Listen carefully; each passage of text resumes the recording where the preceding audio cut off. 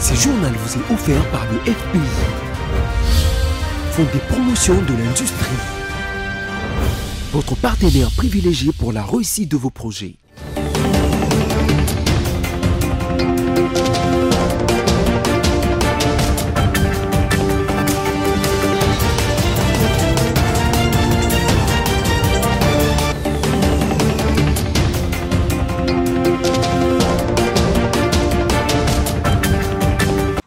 Mesdames et messieurs, bonsoir et bienvenue au tout dernier journal du mois de janvier sur votre chaîne BC Télévision.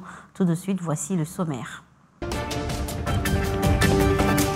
Le gouvernement souminois a répondu à la préoccupation du chef de l'État, celle de réduire le train de vie des institutions. Au cours d'une réunion, le gouvernement a défini les actions prioritaires en faveur des victimes de la situation de l'Est du pays. Désormais, tous les biens de Corneille Nangaa, chef rebelle de la coalition Alliance Fleuve Congo et allié au M23 soutenu par le Rwanda, sont mis à la disposition du patrimoine public de l'État congolais dans certains services de la justice civile et militaire dès ce vendredi 31 janvier 2025.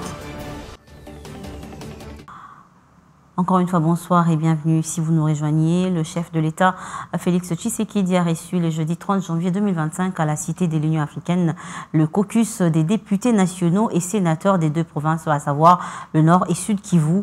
Au menu de leurs échanges, la situation sécuritaire et humanitaire dans la ville de Goma, envahie par l'armée rwandaise. Suivez.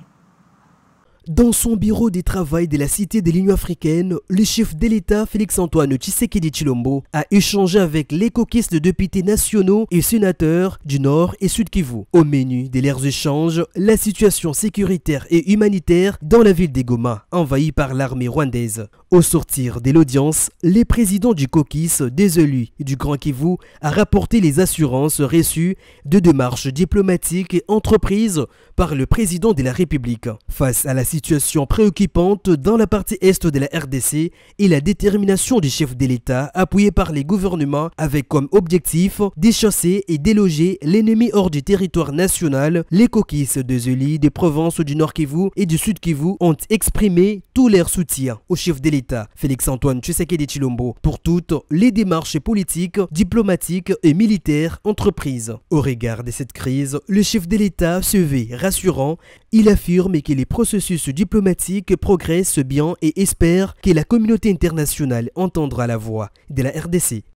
Revenons sur la visite de l'émissaire du président français Emmanuel Macron, Jean-Noël Barrot, qui a été reçu par le chef de l'État, Félix Tshisekedi, à la Cité de l'Union africaine à Kinshasa, où ce nouveau patron de la diplomatie française effectue sa première visite qui fait suite à une série d'échanges téléphoniques récents entre le président français et congolais. Reportage.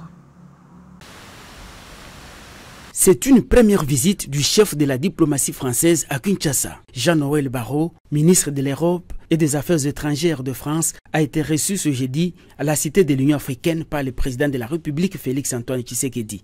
Une visite qui fait suite à une série de communications entre les chefs de l'État et son homologue français Emmanuel Macron. Pendant plus d'une heure, le président Félix Tshisekedi a expliqué la situation que vit le pays, marqué par des massacres, des pillages des ressources naturelles et autres violations massives des droits de l'homme. Le chef de l'État a exprimé ses regrets à la suite des incidents malheureux survenus à l'ambassade de France au cours des manifestations organisées le 28 janvier dernier à Kinshasa.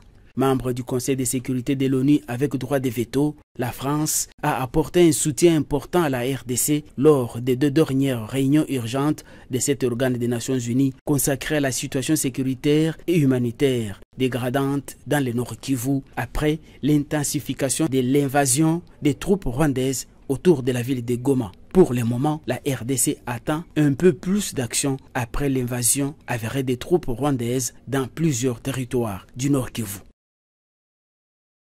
Et dans la soirée d'hier, la première ministre Judith Suminwa a présidé une réunion avec les membres de son gouvernement un jour après la demande du chef de l'État lors de son adresse à la nation dernièrement.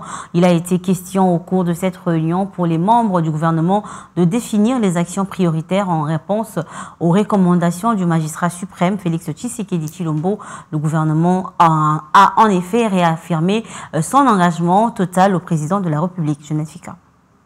J'ai instruit le gouvernement de mettre en place des mesures rigoureuses de réduction du train de vie des institutions et de leurs animateurs afin que les ressources ainsi économisées soient directement réorientées vers le soutien à nos forces armées. L'instruction du chef de l'État, Félix-Antoine Tshisekedi Tshilombo, donnée au gouvernement souminois, celle de réduire le train de vie des institutions, a été exécutée par le gouvernement. Le jeudi 30 janvier 2025, il ressort de la réunion que la première ministre Judith Suminwa-Tuluka a présidé. Des mesures ont été prises quant à ce, comme l'explique le ministre de la Communication et Médias, Patrick Mouyaya Katembwe. Il était question pour nous, autour de la Première ministre, d'analyser toutes ces questions. Mais vous avez aussi suivi le président de la République dire qu'on allait procéder à une réduction du train de vie des institutions. À ces propos, les ministres des Finances et celui du Budget ont déjà commencé des réflexions pour faire très rapidement des propositions au gouvernement pour voir dans quelle mesure les institutions, les acteurs institutionnels pourront être le premier à montrer l'exemple pour la nécessité, en tout cas, de contribuer à l'effort de guerre. Le ministre du portefeuille est aussi revenu, par exemple, à comment les entreprises du secteur des entreprises du portefeuille et les autres structures pourront elles aussi contribuer à l'effort collectif. Il a été également question de renforcer l'appui logistique aux forces armées de la République démocratique du Congo et l'assistance accrue à la population du Nord Kivu, victime de la guerre. Cependant, le gouvernement a réitéré son engagement total envers le président de la République, Félix-Antoine Tshisekedi Tshilombo, et appelle à l'unité de la nation. Et de l'autre côté, le vice-premier ministre en charge de la défense et des anciens combattants, Guy Mwadianvita Kabombo, était devant la presse pour s'exprimer au sujet de l'agression que subit la partie est de la République démocratique du Congo. Dans son allocution, le patron de la défense nationale témoigne son soutien aux forces armées de la RDC en les appelant à défendre avec leur dernière énergie les frontières de la RDC envers et contre tout, quelle que soit la provenance des menaces, et les exhorte en même temps à arracher des mains de l'ennemi tous les territoires occupés. On l'écoute. Vous vous demandez quelle est notre politique. Je veux le dire ici.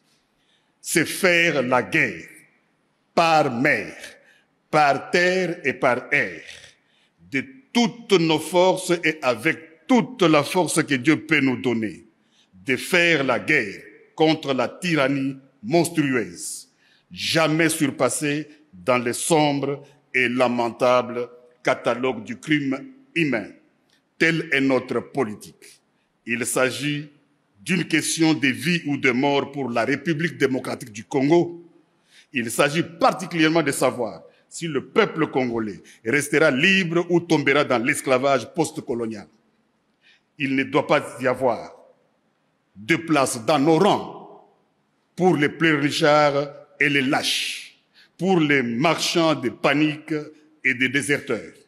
Notre peuple ne doit connaître aucune peur au combat et doit se joindre de manière désintéressée à notre guerre patriotique de libération, notre guerre contre les asservisseurs fascistes.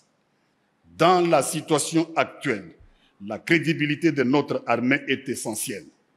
C'est pourquoi vous devez assumer sans faiblesse votre mission constitutionnelle, défendre les frontières de la République démocratique du Congo contre toutes les menaces, d'où qu'elles viennent. Vous devez donc faire face aux menaces qui se présenteront dans tous les domaines de conflictualité. Chacun d'entre vous doit se sentir concerné par cette mission. Ici, nous restons debout et nous nous battrons. Il n'y aura pas d'autre retrait. J'ai ordonné donc que tous les plans et instructions concernant un prétendu dialogue avec les terroristes du M23, supplétifs de l'armée rwandaise, soient complètement brûlés, et ce, immédiatement. Nous allons rester ici au Congo et nous battre. Si nous ne pouvons pas rester vivants ici, alors restons ici morts. Et puis cette actualité en bref et en image, le secrétaire exécutif provincial de la Commission électorale nationale indépendante CENI et ses entrepôts situés à Goma, chef-lieu de la province du Nord Kivu, ont été pillés en date du 28 et 29 janvier 2025, a annoncé la centrale électorale dans un communiqué de presse. La CENI indique que ces actes ont été commis par les éléments de l'armée rwandaise RDF en complicité avec la rébellion du M23. Tout en condamnant ces actes, la CENI appelle à la libération immédiate de ces agents arrêtés par les membres de la coalition M23 AFC RDF.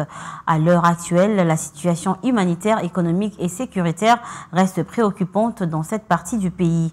Face à cette percée, le chef de l'État Félix Tshisekedi a, dans son discours à la nation, annoncé la planification d'une riposte vigoureuse en vue de récupérer les localités sous contrôle de la coalition M23 AFC RDF.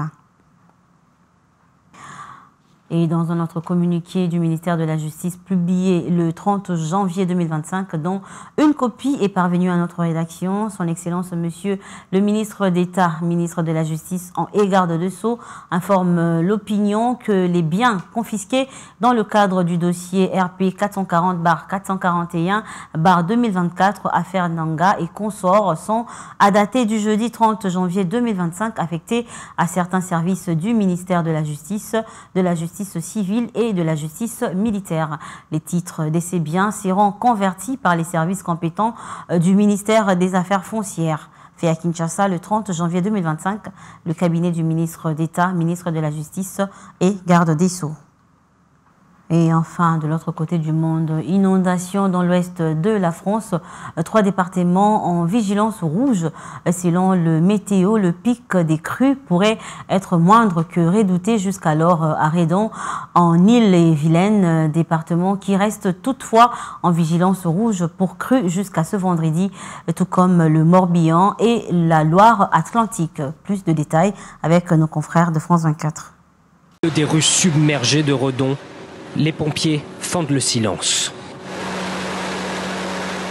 À bord de leur aéroglisseur, ils sillonnent le quartier. Leur mission, s'assurer que les sinistrés ne s'engagent pas dans des zones dangereuses. Le risque, c'est surtout pour les gens qui s'aventurent en milieu urbain comme ça. Il y a les phénomènes de levage des plaques d'égout. Ils n'ont aucune visibilité, l'eau elle est pas propre, donc le risque c'est de tomber dans ces zones-là. L'eau a tout recouvert, jusqu'à plus d'1 mètre par endroit. L'électricité a été coupée et quasiment toutes les maisons évacuées. Mais une habitante refuse toujours de quitter son domicile, pourtant devenu inaccessible. Ils viennent prendre de ses nouvelles. De toute façon, tous les jours, on sera là. Ouais, toujours être là, mais si jamais vous avez un besoin... On fera la navette. Ouais. Plus au nord, à Guy-Primessac, les forces de l'ordre aussi sont en première ligne. Ces CRS sont venus en renfort de Bordeaux pour protéger ces maisons abandonnées. Ils vérifient si les habitations n'ont pas été... cambriolés, si quelqu'un n'est pas intervenu dedans ou s'il n'y a pas des rôdeurs dans le secteur pour les faire fuir. Une présence rassurante pour les riverains, partis dans l'urgence en laissant tout derrière eux. On sait que les malfaisants, si je puis dire, vont quand même être, s'il y en a, plus vigilants parce que cette présence, elle est très rassurante pour le quartier. On peut leur dire merci. Mais à la nuit tombée, les patrouilles devront s'arrêter. Impossible pour les policiers de naviguer faute de visibilité. Le quartier ne sera plus surveillé, un moment que redoute ce riverain. Dans la journée, il faudrait te gonfler quand même, il y a des policiers un peu partout, des gendarmes, etc. Ça serait étonnant que ça se produise, mais dans la nuit, alors là, c'est plus ouvert. Au bord de la Vilaine, la ville de Redon retient son souffle, alors que le pic de la crue ne semble toujours pas atteint. Le journal est terminé, mais pour vous qui venez à peine de vous joindre à nous, voici donc le rappel de principaux titres. Le gouvernement souminois a répondu à la préoccupation du chef de l'État, celle de réduire le train de vie des institutions. Au cours d'une réunion, le gouvernement a défini les actions prioritaires en faveur des victimes de la situation de l'Est du pays. Désormais, tous les biens de Corneille Nangaa, chef rebelle de la coalition Alliance Fleuve Congo et alliés au M23 soutenus par le Rwanda, sont mis à la disposition du patrimoine public de l'État congolais dans certains services de la justice civile et militaire dès ce vendredi 31 janvier 2025. Vous l'avez sans doute compris que ce journal est complètement terminé. Madame, Monsieur, merci à vous de nous avoir suivis. Restez branchés au programme de BC Télévision tout en passant un très bon week-end. Au revoir.